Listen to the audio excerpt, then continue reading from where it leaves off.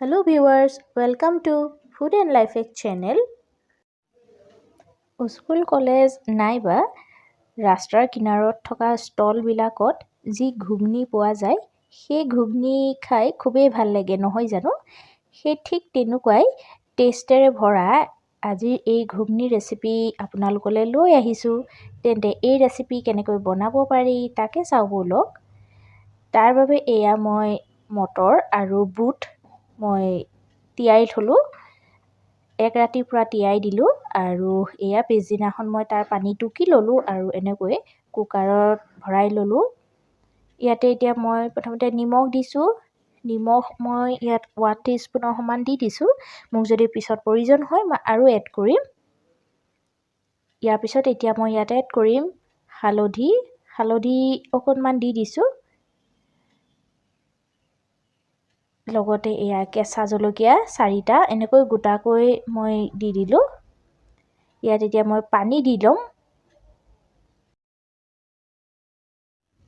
পানীখিনি দি ল'লোঁ ইয়াত এতিয়া হাফ টিস্পুন জিৰা পাউডাৰ বা কিউমিন পাউডাৰ এড কৰিলোঁ আৰু দেখা পাইছে মটৰখিনিত মই পানী বহুত বেছি দিয়া নাই জাষ্ট গোটেইখিনি যাতে ধুনীয়াকৈ পানীত ডুব যাওক সিমানখিনিলৈকে দিছোঁ এতিয়া ইয়াত মই 3 পৰা 4টা হুইচেল দিম আৰু কুকাৰটো ঠাণ্ডা হ'ব দিম প্ৰায় 4টা হুইচেল দিলোঁ আৰু কুকাৰটো ঠাণ্ডাও হ'ল আৰু এয়া চাওক গোটেইখিনি ধুনীয়াকৈ সিজি গৈছে আপোনালোকক মই দেখাই দিছোঁ এয়া মই এটা মটৰ লৈ লৈছোঁ আৰু এয়া চাওক অকণমান মই হেঁচা দিওঁতেই ধুনীয়াকৈ ভাঙি গৈছে মটৰো সিজি গৈছে আৰু বুটো ধুনীয়াকৈ সিজি গৈছে আমাক ইমানখিনিয়ে সিজিব লাগে ইয়াতকৈ বেছিৰ প্ৰয়োজন নহয় আৰু আপোনালোকক মটৰ 3টা বা 4টাতকৈ কেতিয়াবা বেছিও লাগিব পাৰে সেইখিনি মটৰৰ কোৱালিটিটোৰ ওপৰত ডিপেণ্ড কৰে এতিয়া এখন কেৰাহী মই এনেকৈ গৰম কৰি ল'লোঁ আৰু তাতে পিঁয়াজ দি ল'ম প্ৰথমতে মিহিকৈ কাটি লৈছোঁ পিঁয়াজ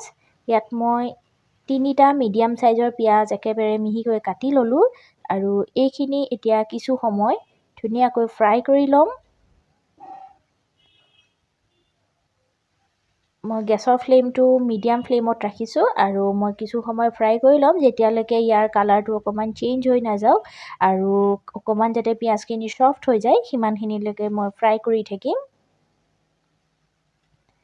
দেখা পাইছে পিঁয়াজৰ কালাৰটো চেঞ্জ হৈ গ'ল আৰু কিছু সফ্টো হৈ গ'ল ইয়াত এতিয়া মই মোৰ নেক্সট ইনগ্ৰেডিয়েণ্ট এড কৰিম আৰু সেয়া হৈছে আদা নহৰুৰ পেষ্ট এই আদা নহৰুৰ পেষ্টৰ লগত মই ইয়াত এড কৰিছোঁ প্ৰায় 2টা জলকীয়া কেঁচা জলকীয়া এনেকৈ মিহিকৈ খুন্দি লৈছিলোঁ আৰু সেইখিনিও ইয়াত দি দিছোঁ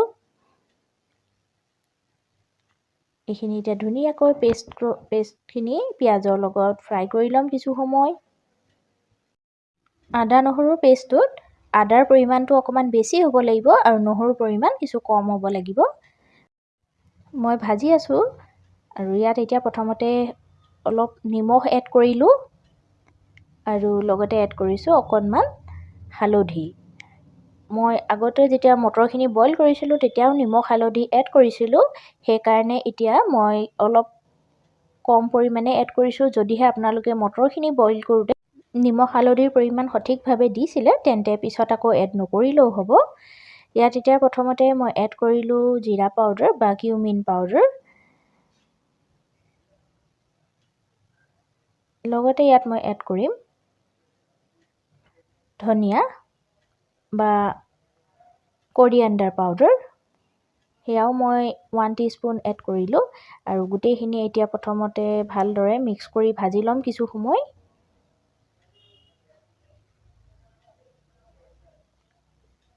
গেছৰ ফ্লেমটো একেবাৰে লো হ'ব লাগিব আৰু কিছু সময় এনেকৈ মই ফ্ৰাই কৰি থাকিম খুব এটা ধুনীয়া গোন্ধ ওলাইছে যিহেতু জলকীয়া আদা নহৰু পিঁয়াজ এই সকলো মিক্স হৈ ফ্ৰাই হৈ গৈছে আৰু এয়া কিছু সময় ফ্ৰাই কৰাৰ পিছত ইয়াত প্ৰথমতে মই দিছোঁ 1 teaspoon Kashmiri red chilli powder সেইখিনি ধুনীয়াকৈ মিক্স কৰি লৈছোঁ বাকী ইনগ্ৰেডিয়েণ্টছখিনিৰ লগত এয়া কেৱল মই কালাৰৰ কাৰণে এড কৰিছোঁ ইয়াত জ্বলা নহয় ভালকৈ কিছু সময় ফ্ৰাই কৰি ল'লোঁ ইয়াত এতিয়া মই অকণমান গৰম পানী, কুহুমীয়া গৰম পানী দিছোঁ, দেখা পাইছে। গৰম পানী দি আমি আকৌ কিছু সময় মছলাখিনি ফ্ৰাই কৰিব লাগিব। গৰম পানী দি মছলাখিনি কিছু সময় ফ্ৰাই কৰিলেহে মছলাৰ যি কেঁচা গোন্ধটো থাকে সেইটো নাইকিয়া হৈ যাব আৰু মছলাখিনি দেই যোৱা বা পুৰি যোৱাৰো চান্স নাথাকে। এতিয়া এইখিনি মই ঢাকি দিছোঁ আৰু এনেকৈয়ে ল' ফ্লেমত কিছু সময়ৰ কাৰণে মছলাখিনি ধুনীয়াকৈ ফ্ৰাই হ'বলৈ দিম। কিছু সময় হৈ গ'ল আৰু এয়া দেখা পাইছে মছলাখিনি ধুনীয়াকৈ ফ্ৰাই হৈ গৈছে। তেলখিনিও ধুনীয়াকৈ ছেপাৰেট হৈ গৈছে মছলাৰ পৰা, অৰ্থাৎ আমাৰ মছলাখিনি ফ্ৰাই কৰা হৈ গ'ল। মই এবাৰ লৰাই দিছোঁ।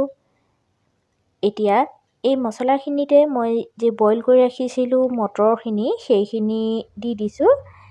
ইয়াত মটৰ আৰু কাবুলী বুট দুইখিনিয়ে আছে, দেখা পাইছে। মই ইয়াত গোটেই যি মটৰখিনি বইল কৰিছিলোঁ সেই গোটেইখিনি দি দিছোঁ, পানীখিনিও লগতে দি দিছোঁ আৰু সেই পৰিমাণেই মই ইয়াত নিমখ আৰু হালধিটো এড কৰিছিলোঁ, যাতে মটৰ যেতিয়া বইল কৰা পানীখিনি ইয়াত দিম তেতিয়া যাতে আমাৰ নিমখটো যাতে বেছি নহওক, মই সেই পৰিমাণেই ইয়াত নিমখ এড কৰিছিলোঁ। গোটেইখিনি এবাৰ ধুনীয়াকৈ লৰাই দিছোঁ আৰু আপোনালোকে যদি বিচাৰে এই মটৰখিনিৰ লগত আলু এড কৰিব পাৰে, কিন্তু মই ইয়াত এড কৰা নাই। মটৰখিনি মই ভালদৰে লৰাই ল'লোঁ। এতিয়া ঢাকি দিছোঁ আৰু ভালদৰে মিডিয়াম ফ্লেমত উতল আহিবলৈ দিম। এয়া দেখা পাইছে ধুনীয়াকৈ উতল আহি গ'ল। এবাৰ ধুনীয়াকৈ লৰাই দিছোঁ আৰু গোটেই মছলাখিনিৰ লগত যেতিয়া ঘুগনিখিনি মিক্স হৈ গ'ল, এটা উতল আহিলে, এতিয়া খুব ধুনীয়া গোন্ধ আহিছে, যেনেকৈ আমি কেণ্টিন বা ষ্টলবিলাকত আমি মটৰ গোন্ধ বা টেষ্টটো পাওঁ, সেই তেনেকুৱাই ঠিক আহিছে। মই অকণমান ইয়াত মটৰ আৰু বুটখিনি কিছু এনেকৈ প্ৰেছ কৰি ভাঙি দিছোঁ, হেঁচি যাতে মটৰৰ টেষ্টটো যি গ্ৰেভিটো হ'ব সেই গ্ৰেভিটোত যাতে এই টেষ্টটো থাকি যায় আৰু খাবলৈ খুব সোৱাদ লগা যাতে হয়। মই গোটেইখিনি ভাঙি নিদিওঁ, কিন্তু কিছু পৰিমাণে এনেকৈয়ে মটৰ আৰু বুটখিনি অলপ ভাঙি দিম। ভালদৰে লৰাই দিছোঁ। এতিয়া গেছৰ ফ্লেমটো ল' কৰি দিম আৰু ঢাকি আকৌ কিছু সময় এনেকৈ উতল আহিবলৈ দিম। এয়া কিছু সময় মই ঢাকি সিজিবলৈ দিলোঁ ধুনীয়াকৈ আৰু দেখা পাইছে মটৰখিনি খুব ধুনীয়াকৈ গোটেই গ্ৰেভিটোৰ লগত মিক্স হৈ গ'ল। খুব এটা ধুনীয়া গোন্ধ এটা ওলাইছে আৰু এই মটৰ ঘুগুনিখিনি মই বেছি সময়ো উতলাই নাথাকোঁ, কাৰণ যেতিয়া এই ঘুগুনিখিনি ঠাণ্ডা হৈ যাব ই নিজে অকণমান ডাঠ হৈ যাব আৰু শেষত ঘুগুনিখনৰ সোৱাদটো আৰু অলপ যাতে বেছি হওক তাৰ বাবে ইয়াতে মই 2 টিস্পুন গৰম মছলা পাউডাৰ এড কৰিলোঁ।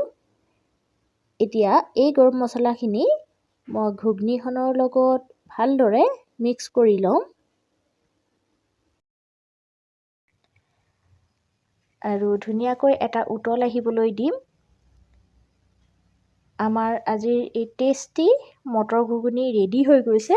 আপোনালোকে নিশ্চয় এবাৰ ঘৰত ট্ৰাই কৰি চাব আৰু কেনেকুৱা পায় মোক কমেণ্ট বক্সত জনাবলৈ নাপাহৰিব। গৰমে গৰমে ৰুটি, চাপাতি বা ভাতৰ লগত খাবলৈ খুব সোৱাদ লগা হয়। আপোনালোকে এবাৰ যদি বনাই খায় এনেকৈ, নিশ্চয় আকৌ এবাৰ বনাই খাবলৈ মন যাব।